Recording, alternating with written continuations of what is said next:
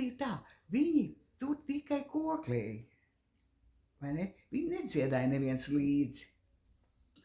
Un es arī nedziedāju sākumā, es taču neesmu nekāda dziedātāja, vai ne?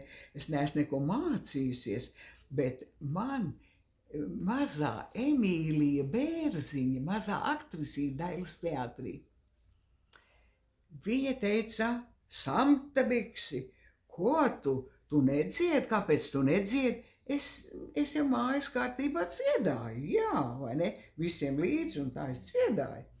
Bet, kad es esmu viena pat ar savu kokli, es nekad nekur neiedrošinājos dziedāt. Es taču neesmu mācījusies. Bet viņa mani piespied tevi, tā kā tu man solies, ka tu man dziedās līdzi. Vai ne? Vārdus tu zini, un kāpēc tu nevari dziedāt? Nu, un viņi man uz to ļoti mudināja neatlaidīgi un diezgan drastiski pavēlēja, ka tev ir jādzied.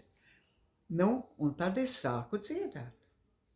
Saņēmos ar trīcošām kājām un rokām un sāku dziedāt līdzi.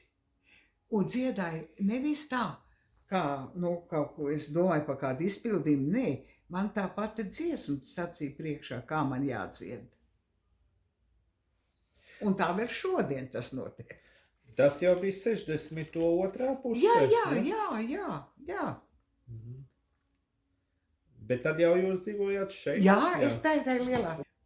Un tad es arī sadraudzējos vairāk ar to Emīliju Bērziņu, un arī viņai māsa bija Marija. Un kad nomira Emīlija, es braucu līdzi arī atvadīties uz Liepāju. Jā, un es arī tur spēlēju viņai un tā. Bet tur no teātra izvadīja, man tur liela uzdevuma nebija. Jā, bet es tur viņai arī nospēlēju.